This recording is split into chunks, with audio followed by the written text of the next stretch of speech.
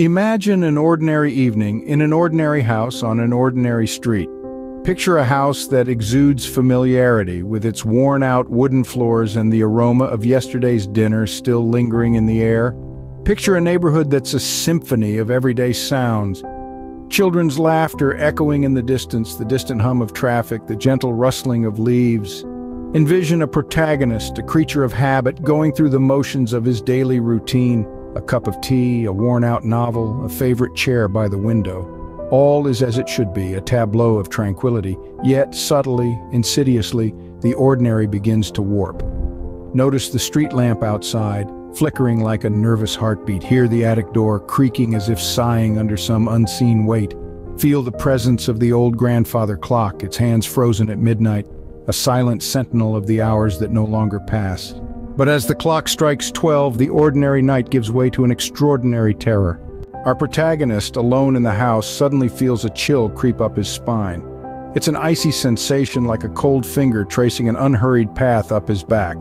The rooms, once filled with warmth and light, are now inexplicably cold, as if the very walls have turned against him. It's quiet, too quiet. The usual nighttime symphony of creaking floorboards and the distant hum of the refrigerator is absent, replaced by a deafening silence. He feels watched, a constant gaze pressing against him from unseen eyes. The air grows thick with unease. Each breath he takes seems to echo around him. He tries to convince himself it's just his overactive imagination, a side effect of the solitude. But the terror, it's palpable, it's real, it's closing in. He retreats to his room, seeking solace under the covers. The darkness is overwhelming, but he clings to the familiarity of his bed.